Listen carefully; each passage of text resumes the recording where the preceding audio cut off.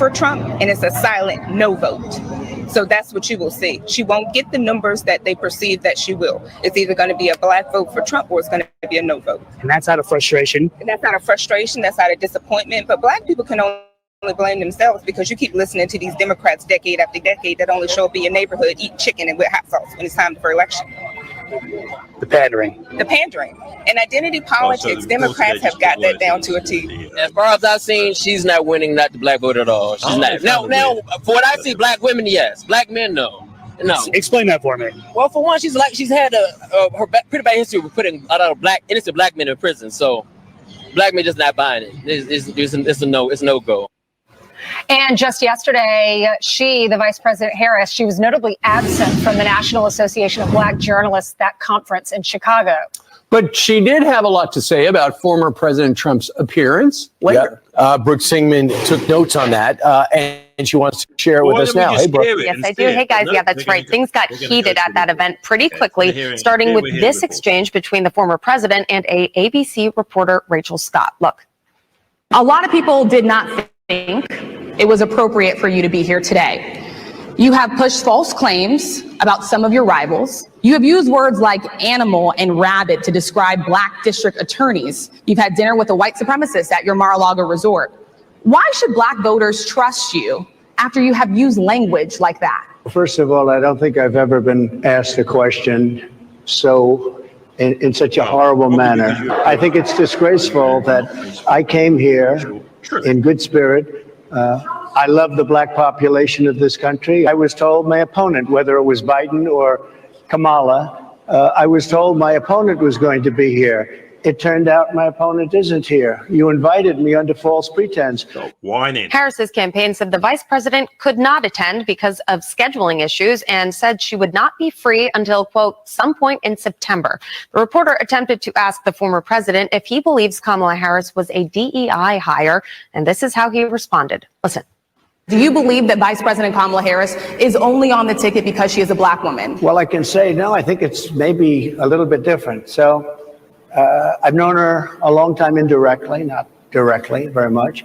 And she was always of Indian heritage, and she was only promoting Indian heritage. I didn't know she was black until a number of years ago when she happened to turn black. The Harris campaign did comment on Trump's remarks, saying, quote, the hostility Donald Trump showed on stage today is the same hostility he has shown throughout his life, throughout his term in office, and throughout his campaign for president as he seeks to regain power and inflict his harmful Project 2025 agenda on the American people.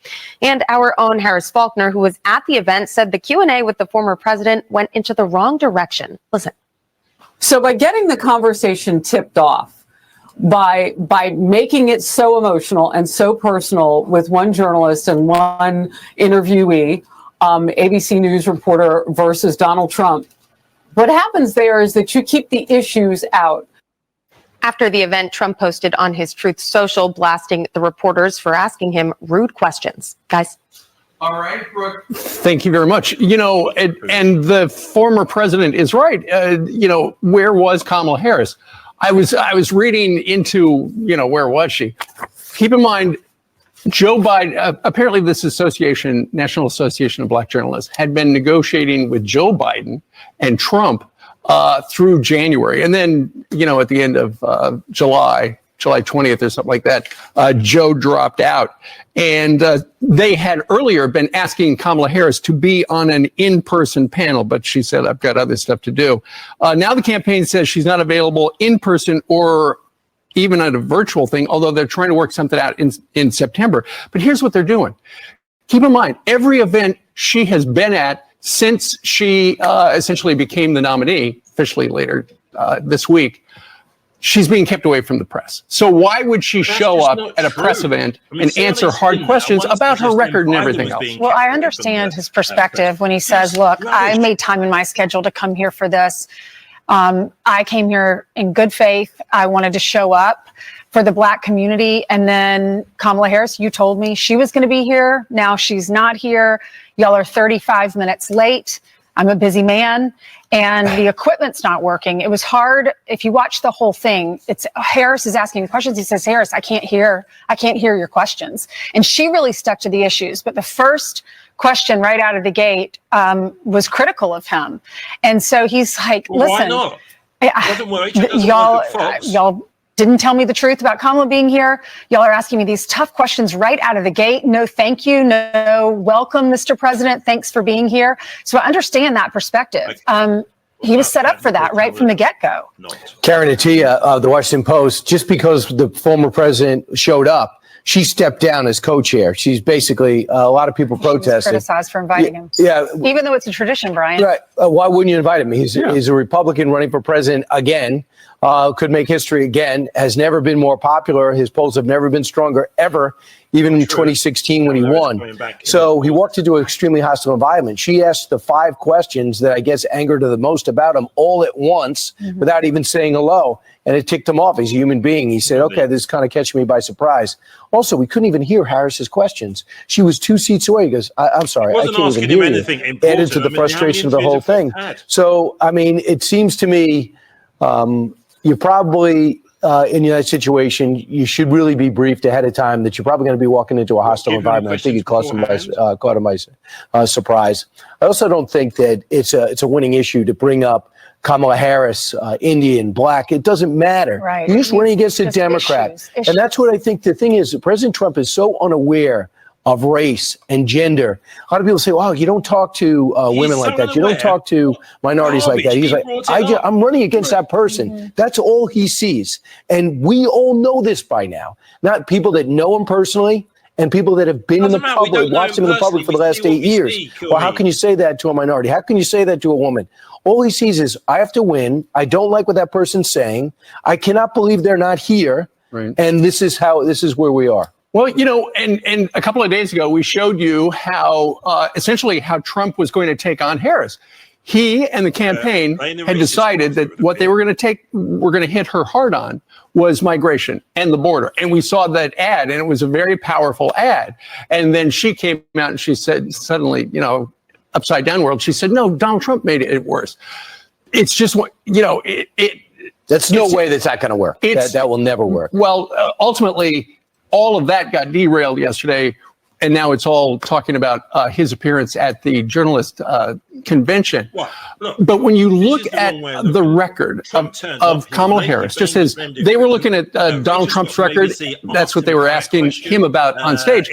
Listen, I have great faith that people like Harris Faulkner would have asked Kamala Harris about how she has flip-flopped on all these things. And when you look at her far-left record, and it's right up there. I mean, you could go through it. Well, let's hear it. And, well, first we look at it, and it's a lot of stuff. And unfortunately for her, has been detailed in the New York Times and elsewhere.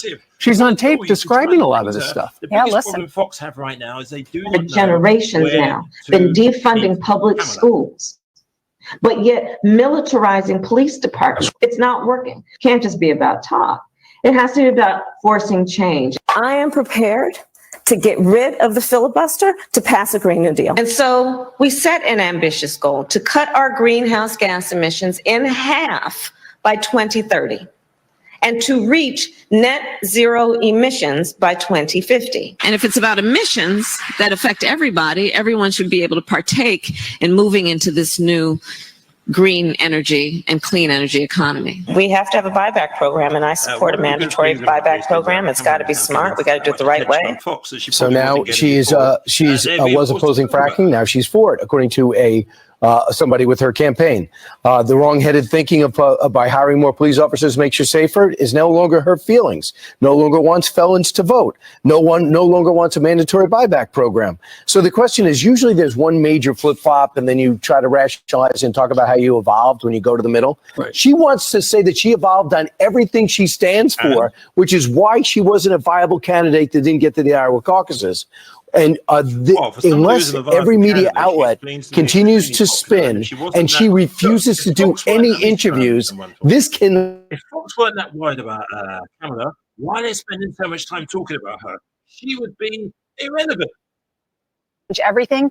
This is why a lot of Americans don't trust politicians. They flip-flop, they change their minds. And it's not just one issue. Right. I understand you can change your mind on one or two issues. This is unprecedented. This is the whole list. And by the way, why? Here's the question, why?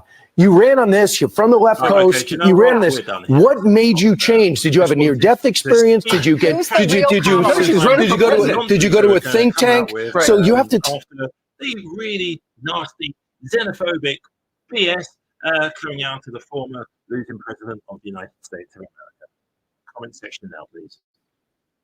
Mr. Trump. Rachel Scott, BBC. Thank you. How are you?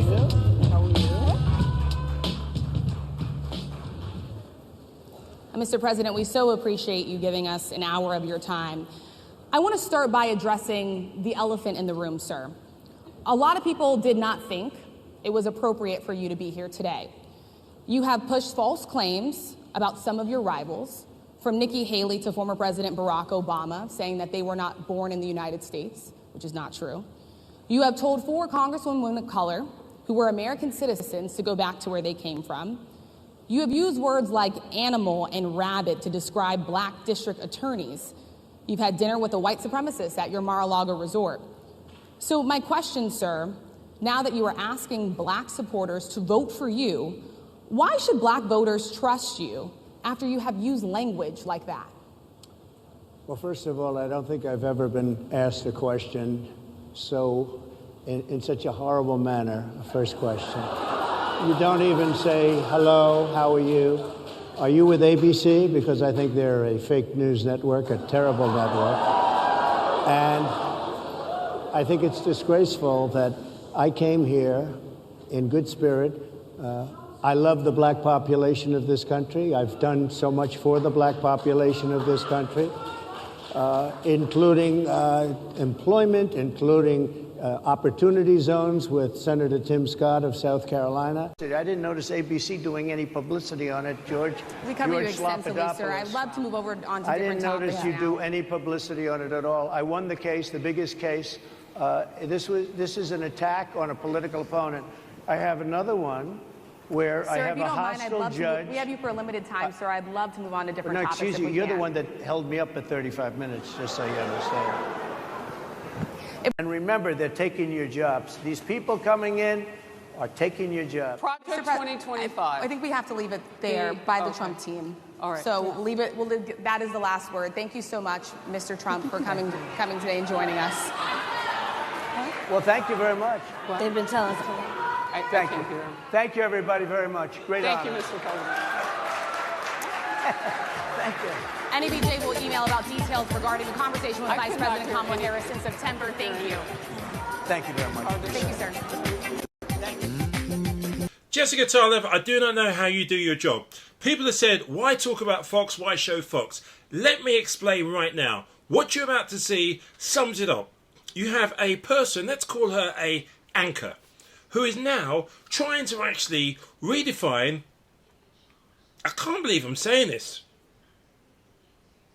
Kamala Harris's racial profile and identity, because Fox would like it to be something else. The former president of the United States of America totally got it wrong. Simple. But at Fox, oh, we can't have that. It's crazy. Your reaction to what we saw?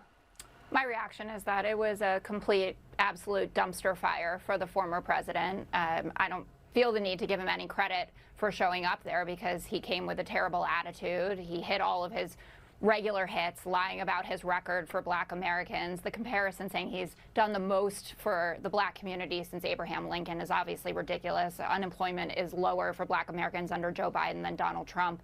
Everybody knows that. Even Donald Trump knows that. People have told him. He just won't stop.